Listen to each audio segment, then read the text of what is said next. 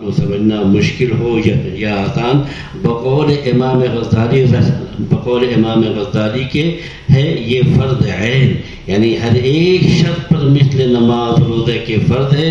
اگر انسان ان کو نہیں جانے گا تو ہمیشہ وساوس کا شکار رہے گا اور شیطان اس پر مسلط ہو جائے گا۔ اس کا مصداق ہوگا کہ خسرت دنیا والآخرہ۔ اسی طرح صاحب روح المعانی نے اللہ تعالیٰ کا ارشاد وَاعْبُدُوا اللَّهَ وَلَا تُشْرِكُوا بِهِ شَيْئًا وَبِالْوَالِدَيْنِ إِحْسَانًا وَبِذِي الْقُرْبَى وَالْيَتَامَى وَالْمَسَاكِينِ وَالْجَارِ ذِي الْقُرْبَى وَالْجَارِ الْجُنُبِ وَالصَّاحِبِ بِالْجَنبِ وَابْنِ السَّبِيلِ وَمَا مَلَكَتْ أَيْمَانُكُمْ، اور تم لوگ اللہ کی عبادت اختیار کرو، اس کے ساتھ کہ کسی چیز کو شریک مت کرو، والدین کے ساتھ اچھا معاملہ کرو، اہل قرابت کے ساتھ بھی، یتیموں کے ساتھ بھی، غریب غربا کے ساتھ بھی، پاس والے پڑوسی کے ساتھ بھی اور دور والے پڑوسی کے ساتھ بھی، ہم مجلس کے ساتھ بھی اور راہگیر کے ساتھ بھی، ان کے ساتھ بھی جو تمہارے مالکانہ قبضے میں ہے۔ میں صاحب بالجم کی تفسیر مذاق صوفیہ کے مطابق نفس کے ساتھ کی ہے، دلیل میں یہی حدیث پیش کی ہے اعداء عدوک نفس التی بین جنبیک۔ آیت میں چونکہ سب کے ساتھ احسان کرنے کا حکم فرمایا گیا، اس لیے صاحب روح المعانی نے نفس کے ساتھ احسان کرنا اسے فرمایا، یعنی نفس کے ساتھ احسان یہ ہے کہ اس کو عبودیت کے قید خانے میں محبوس کیا جائے اور محبت کی آگ میں اس کو تپایا جائے۔ ہے مضمون ذرا ادب محبت کا ہے اور ہوائے نفس کا ہے، اب نہ کوئی عبودیت کو جانتا ہے نہ محبت ہی کو سمجھتا ہے۔ عبودیت کے قید خانے میں محبوس کرنے کا مطلب یہ ہے کہ وظائف بندگی کا اسے پابند بنایا جائے اور تسنن بسنت النبی صلی اللہ علیہ وسلم اختیار کرے، یعنی نبی اکرم صلی اللہ علیہ وسلم کی سنتوں کو اپنایا جائے، اپنی زندگی میں اس کو ڈھالا جائے۔ مگر یہ آسانی سے نہیں ہوگا، اس کے لیے کسی محرک اور داعیے کی ضرورت پڑے گی، اور وہ داعیہ محبت ہے، یعنی اللہ تعالیٰ سے صحیح اور تعلق قائم کرے جس کا نام نسبت ہے، پھر اس کے بعد وظائف بندگی کی ادائیگی اس کے لیے آسان ہو جائے گی۔ اور اس داعیہ اور نسبت کی تحصیل کا معروف ذریعہ مشائخ کی صحبت ہے، صحبت سے محبت سے وظائف عبودیت کی ادائیگی ہوگی، اور انسان اس میں ترقی کر کے معرفت تک پہنچ جائے گا۔ اسی کو میں نے کہا ہے کہ علماء مشائخ کیا فرما رہے ہیں، آج ہم نہ سجن عبودیت کو جانتے ہیں، اور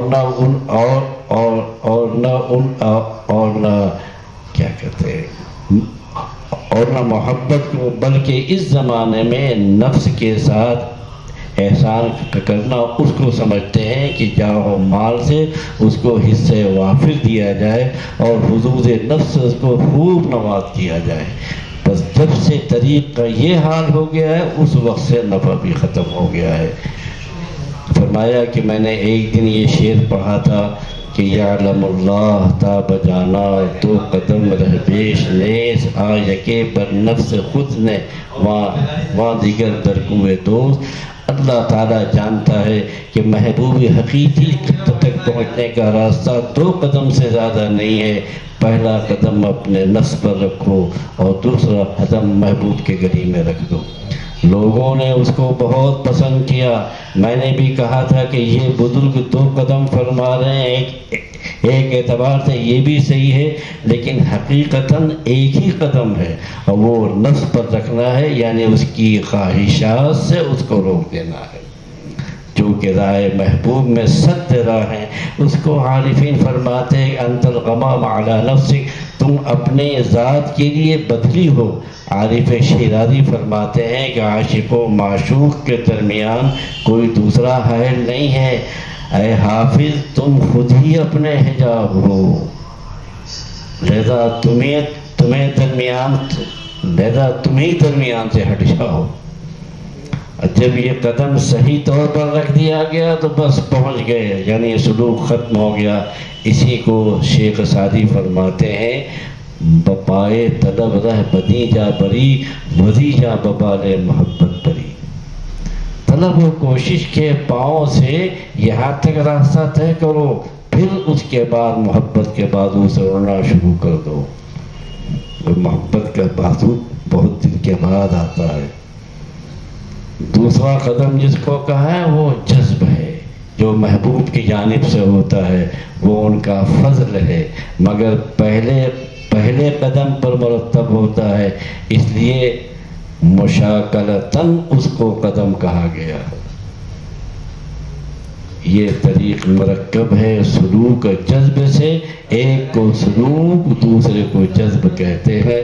یہ بزرگ جو فرما رہے ہیں اس کے اعتبار سے یوں کہہ سکتے ہیں کہ ایک قدم نفس پر رکھنا پڑتا ہے، جس کو امام غزالی کے لفظوں میں یوں کہہ لیجئے کہ نفس کے رذائل اور اس کے مقاصد کا علم حاصل کرنا ہے جو فرض ہے، اور دوسرا قدم محبت ہے، کیونکہ اللہ تعالیٰ کی محبت بھی فرض ہے، اس کی تحصیل کے لیے ضروری ہے، یہ خود بھی فرض ہے، دوسرے فرائض کا ذریعہ بھی ہے۔ کل چاہتا تھا کہ دوسرے قدم کو بیان کروں، لیکن لوگ ملنے آ گئے اس لیے موقع نہ مل سکا۔ آج چاہتا ہوں کہ اس کو بیان کروں، مگر کیا بیان کروں؟ کوئی سننے والا اور سیکھنے والا تو ہے ہی نہیں۔ یہ بھی سوچ رہا ہوں یہ مضمون پڑھا جا رہا ہے ہماری خواتین اور مستورات سے، کہ ہے مضمون تقریر۔ عوام تو خیر عوامی اہل علم سے توقع ہوتی کہ شاید سنیں اور سمجھیں، مگر ان کو اپنے مشاغل سے چھٹی ہی نہیں ہے۔ ہم لوگوں کے پاس آتے بھی ہیں لیکن معلوم نہیں کس چیز کی طرف میں رہتے ہیں، ان کو فرصت نہیں ملتی، اور جب فرصت ملتی ہے کہتے ہیں گھر جائیں گے، جاؤ بھائی گھر ہی چلے جاؤ۔ پہلے قدم میں اہل اللہ پریشان ہو گئے، پہلے قدم میں اہل اللہ پریشان ہو گئے، اس لیے اس کو پہلے خود سمجھوں گا تب آپ سے کہوں گا، آپ دوسرا ہی قدم سمجھ لیجیے، اس کو البتہ سمجھا لوں گا۔ اس لیے کہ دیکھتا ہوں کہ عوام کچھ دین کی طرف متوجہ ہیں، کام کی ضرورت ہے، مگر کام کرنے والوں کے سر میں درد ہے۔ درد کاہے کا؟ دنیا کا۔ میں قدم وغیرہ کا لفظ بھی نہیں کھاتا، بلکہ اس کو یوں کہ کھاتا ہوں کہ اللہ تعالیٰ نے ارشاد فرمایا ہے، وَأَمَّا مَنْ خَافَ مَقَامَ رَبِّهِ وَنَهَى النَّفْسَ عَنِ الْهَوَىٰ فَإِنَّ الْجَنَّةَ هِيَ الْمَأْوَىٰ۔ جو شخص اپنے رب کے سامنے کھڑا ہونے سے ڈرا، اپنے نفس کو خواہشات سے روکا، تو جنت اس کا ٹھکانہ ہے۔ تو دیکھیے یہاں جنت جسے کوئے دوست کہہ لیجیے، میں داخلے کے لیے نفس کو اس کی خواہشات سے روکنا، اللہ تعالیٰ کے سامنے پیشی کے خیال سے خوف ہونے کو فرمایا ہے، جس کا حاصل وہی نفس پر قدم رکھنا ہے۔ جب پیشی کا ڈر آ گیا ہے تو اس کے متعلق ایک حدیث سن لیجیے، یہ انشاءاللہ سمجھ میں آ جائے گی۔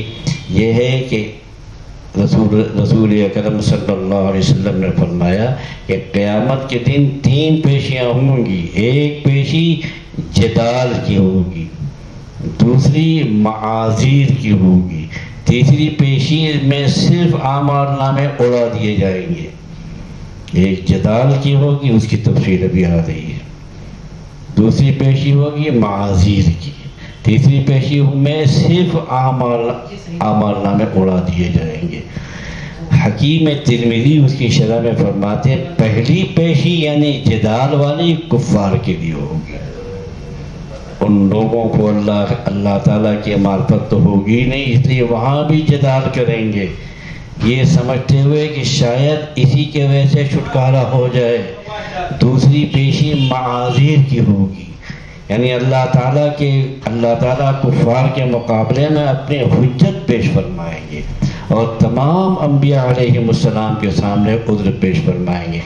تیسری پیشی مومنین کی ہوگی کہ ان سے خلوت و تنہائی میں کچھ عتاب فرمائیں گے تاکہ حیا اور خجالت میں ڈوب جائیں، بس یہی ان کی سزا ہوگی، ہے نا جی بات۔ اس کے بعد ان کی مغفرت ہو جائے گی، اللہ تعالیٰ ان سے راضی ہو جائیں گے۔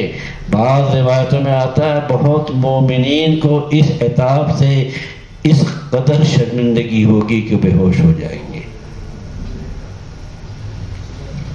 اس کو پھر سن لیجیے۔ پہلی جو ہوگی پیشی جدال والی کفار کے لیے ہوگی، ان کو اللہ تعالیٰ کی معرفت تو ہوگی نہیں، اس لیے وہاں بھی جدال کریں گے، جیسے یہاں سپریم کورٹ میں ہائی کورٹ میں بے ایمانی کرتے ہیں، وہاں بھی سمجھیں گے کہ ہم دلائل سے جیت جائیں گے جھوٹ بول کر کے، یہ سمجھتے ہوئے کہ شاید اسی کی وجہ سے چھٹکارا ہو جائے گا۔ دوسری پیشی معاذیر کی ہوگی، یعنی اللہ تعالیٰ کفار کے مقابلے میں اپنی حجت قائم فرمائیں گے، تمام انبیاء علیہ السلام کے سامنے عذر پیش فرمائیں گے۔ تیسری پیشی مومنین کی ہوگی، اللہ اور رسول پر ایمان رکھنے والوں کی ہوگی۔ کیا ہوگی؟ وہ ان سے خلوت و تنہائی میں اللہ تعالیٰ کچھ عتاب فرمائیں گے، ارے تم نے کیا کیا یہ، تاکہ کیوں ہوگا ایسا؟ تاکہ حیا اور شرمندگی میں ڈوب جائیں، بس یہی ان کی سزا ہوگی۔ شریف آدمی کے لیے بہت ہے۔ اس کے بعد ان کی مغفرت ہو جائے گی، اللہ تعالیٰ ان سے راضی ہو جائیں گے۔ بعض روایات میں آتا ہے کہ بہت سے مومنین کو اس عتاب سے اس قدر خجالت ہوگی، شرمندگی، کہ وہ بے ہوش ہو جائیں گے۔ علامہ شعرانی وہاں کی پیشی کا نقشہ کھینچتے ہوئے فرماتے ہیں قیامت کے دن اللہ تعالیٰ کے سامنے اس طرح سے پیشی ہوگی جیسے لشکری بادشاہ کے سامنے پیش ہوتے ہیں، چنانچہ بندہ اللہ کے روبرو ایسے انداز پر کھڑا کیا جائے گا جیسے جلال خداوندی کے شایان شان ہے، پھر اللہ تعالیٰ کے ارادے کے مطابق بندے سے سوال کیا جائے گا۔ بس کیا حال ہوگا انسان کا اس مقام پر کھڑے ہو کر جس میں اللہ تعالیٰ سے غایت حیا اور خجالت کے باعث چہروں کے گوشت گر جائیں گے۔ سیدنا حضرت انس رضی اللہ تعالیٰ عنہ سے روایت ہے کہ رسول اللہ صلی اللہ علیہ وسلم نے فرمایا کہ قیامت میں جب لوگ اللہ کے سامنے کھڑے ہوں گے تو سب کے اعمال نامے عرش کے نیچے ہوں گے، بس اللہ تعالیٰ ایک ہوا بھیجیں گے، چنانچہ وہ کسی کے دائنے ہاتھ میں کسی کے بائیں ہاتھ میں اعمال نامہ پہنچا دے گی، اور سب سے پہلے اس میں یہ لکھا ہوگا اقرأ کتابک کفی بنفسک اليوم علیک حسیبا، اپنے اعمال نامہ پڑھو، آج کے دن تم خود اپنا حساب کرنے کے لیے کافی ہو۔ یہ تھوڑا سا نقشہ اللہ تعالیٰ کے سامنے پیشی کا آپ کے سامنے بیان کیا، اس سے اندازہ کر لیجئے کہ وہ کیسی چیز ہوگی۔ اسی پیشی سے تمام انبیاء، مرسلین، ان کے نائبین، اولیاء، مومنین سب پریشان ہیں۔ فرمایا کہ محبت میں، اور یہ اللہ تعالیٰ کی محبت میں صرف گھاٹا ہی نہیں ہے، گھاٹا بلکہ اس میں لطف و مزہ بھی ہے۔ مزہ جو موت کا عاشق کبو بیاں کرتے، مسیح و خضر بھی مرنے کی آرزو کرتے۔ خوب کہا ہے اگرچہ عشق میں آفت بھی ہے، بلا بھی ہے، مگر برا نہیں، یہ درد کچھ بھلا بھی ہے، مگر چونکہ اس لذت سے ناآشنا ہے اس لیے اس کی جانب توجہ نہیں، نیز اس کے لیے اپنے نفس کو، خواہشات کو مارنا پڑتا ہے۔ یہ مشکل کام ہے۔ اللہ تعالیٰ کی محبت جو اختیار کرتا ہے اس کے لیے یہاں بھی نفع ہے اور وہاں بھی نفع ہے۔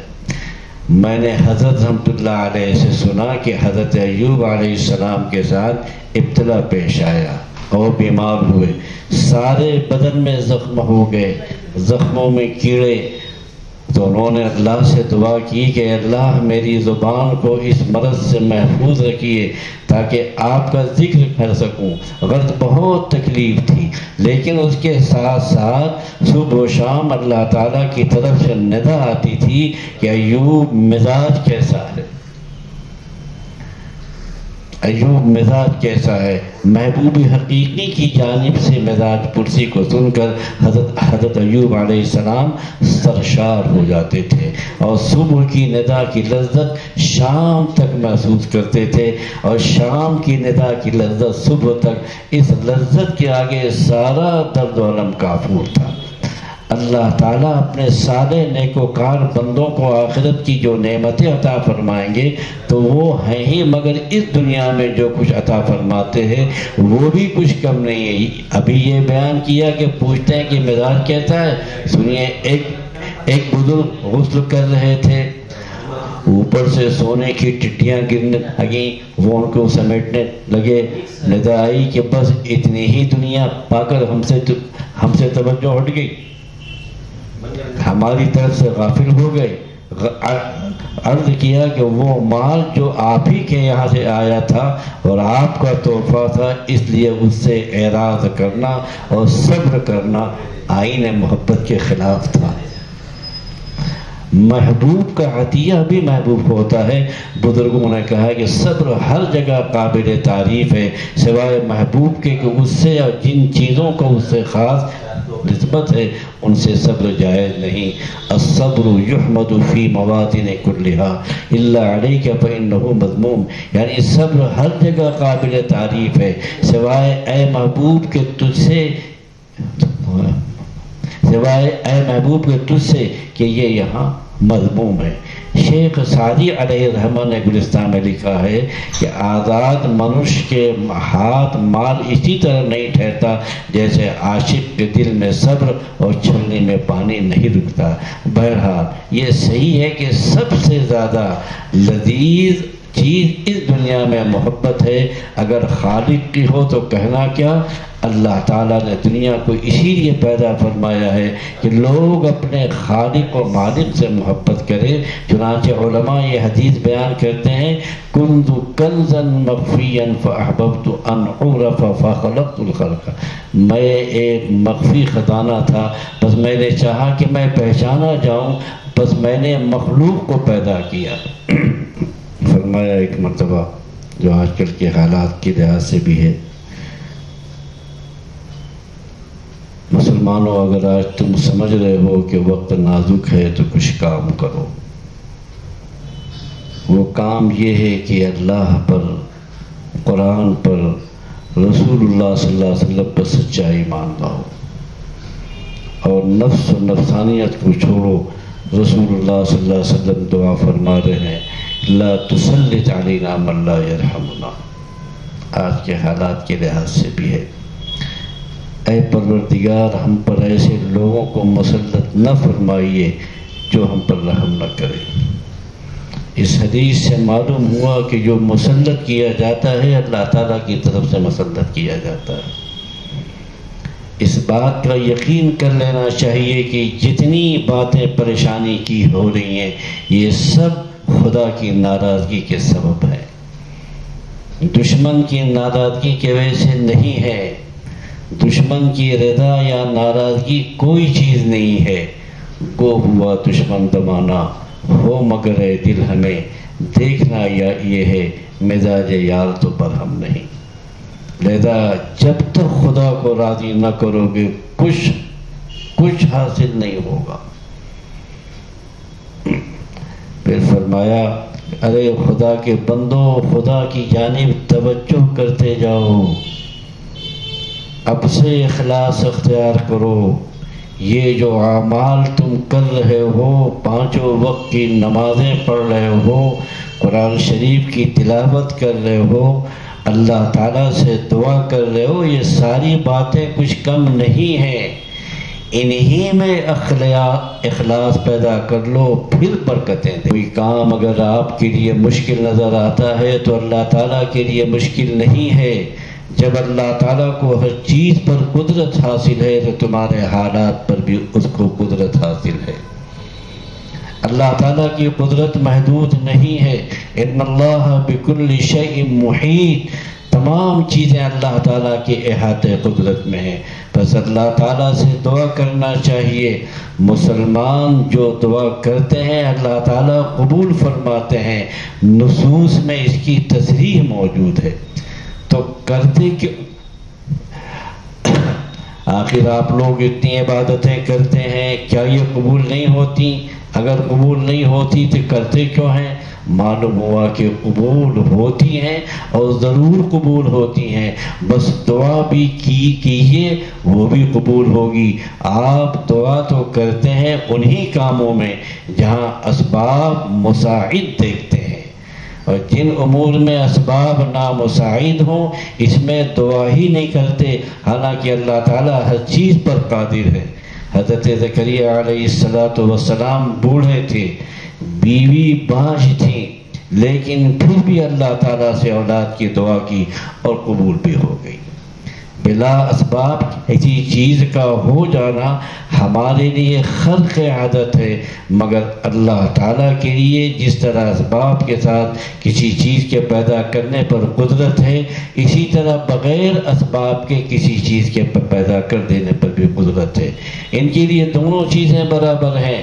بس مسلمانوں کے لیے پریشانی کے وقت میں دعا سے بڑھ کر کوئی چیز نہیں ہے. بس اللہ تعالیٰ کو راضی رکھیے، انہی سے مانگیے، وہ دیتے ہیں، خوب دیتے ہیں.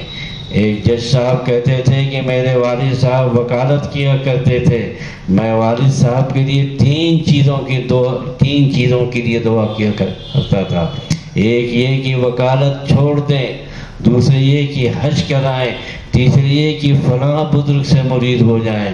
اللہ تعالیٰ نے میری تینوں دعائیں قبول کر لی.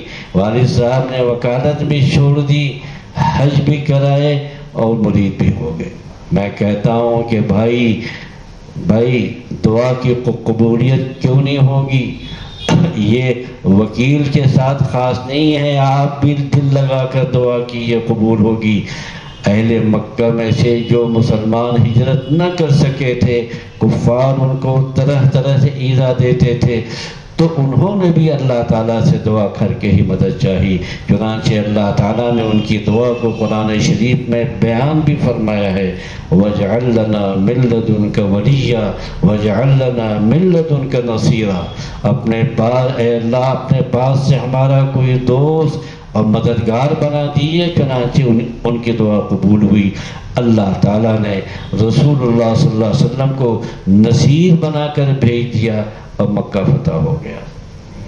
جب بندہ دعا کرتا ہے تو اللہ تعالیٰ کے ساتھ بہت زیادہ قرب و تعلق ہو جاتا ہے، اور دعا میں جتنی قبولیت کی امید ہوتی ہے اتنی ہی قبولیت ہوتی ہے. اگر ہم کچھ نہیں کر سکتے تو دعا تو کر سکتے ہیں. اپنے اختیار میں جتنا کام ہو اس کو تو کر ہی لینا چاہیے. جب کبھی تم کو کوئی دینی یا دنیاوی پریشانی ہو بس دعا میں لگ جاؤ، انشاءاللہ تعالی سب مشکلیں آسان ہو جائیں گی. کام کر کے تو دیکھو. مسلمانوں نے جب کبھی غفلت اختیار کی ہے تو سزا ملی ہے. پھر فرمایا اس وقت بھی کم از کم مظلوم مسلمانوں کے جو حالات ہیں، آدمی اس میں درد میں تو شریک ہو جائے دل سے، اور کچھ نہیں کر سکتا تو اللہ تعالیٰ سے دعا کرے. مجھے یاد آیا کہ مولانا فاروق صاحب رحمہ اللہ جو اتراؤں کے، مجھ سے کہا کہ آپ جانتے ہیں کہ ہم لوگ کا بچپنا تھا، کہ آپ جانتے ہیں کہ نسبت صوفیہ جو حضرت نے لکھی ہے اس کا شان نزول کیا، یعنی کیوں وہ کیسے لکھی، اس کا داعیہ کیا بنا؟ میں نے کہا نہیں بالکل نہیں معلوم، بتائیے، بڑی خاص بات ہے یہ. کہا کہ آپ کے والد ماجد رحمہ اللہ جو بول گئے، یعنی ہمارے والد صاحب اللہ علیہ نے ایک مرتبہ مخصوص حالات تھے مسلمانوں پر، رہی ظلم و ستم کے، فساد کے. والد صاحب رحمۃ اللہ علیہ نے کہا کہ حضرت ہم لوگ مجبور ہیں، کچھ کر نہیں سکتے. اپنے حسرت کا، اپنی مجبوریوں کا ذکر کیا کہ ہم لوگ کیا کریں. اس پر انہوں نے کہا کرے،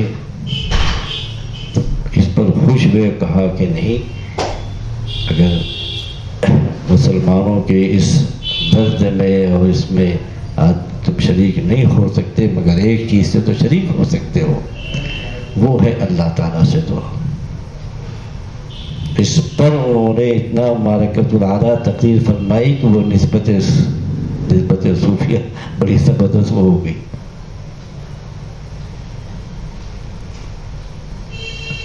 بہرحال اسی پر کہا ہے کہ کام کر کے تو دیکھو، جب بندہ دعا کرتا ہے تو اللہ تعالیٰ کے ساتھ بہت زیادہ قرب و تعلق ہو جاتا ہے. دعا میں جتنی قبولیت کی امید ہوتی اتنی قبولیت ہوتی ہے. اور دعا ایک تو وہ والی ہوتی ہے جو مانگی جاتی ہے، ایسے پھیرا اور چلتی ہے، کچھ کلمات کہے منہ سے اور ہاتھ پھیرا اور چلے گئے. ارے اللہ تعالیٰ سے دعا کرو، دعا کی طرح لگ کر لپٹ کر، اللہ ہم کو تو لینا ہی ہے آپ سے. جتنی قبولیت کی امید ہوتی ہے، اگر ہم کچھ نہیں کر سکتے دعا تو کر سکتے ہیں اپنے کام میں، جتنا اپنے اختیار میں جتنا کام ہو اس کو تو کر ہی لینا چاہیے. جب کبھی تم کو کوئی دینی یا دنیاوی پریشانی ہو، بس دعا میں لگ جاؤ، انشاءاللہ تعالیٰ سب مشکلیں آسان ہو جائیں گی. پھر فرمایا کام کر کے تو دیکھو، مسلمانوں نے جب کبھی غفلت اختیار کی ہے تو سزا ملی ہے، مگر جب انہوں نے توبہ کی ہے، اللہ تعالیٰ کی طرف رجوع ہوئے ہیں، اللہ تعالیٰ نے پھر وقت بدل دیا ہے. آخر میں پھر کہتا ہوں کہ مسلمانوں یہ کام کا وقت ہے، کام کرتے جاؤ. کہو تو کام کی بات کہو، کرو تو کام کی بات کرو، سب لغویات کو چھوڑ دو. اللہ تعالی ہم سب کو عمل کی توفیق عطا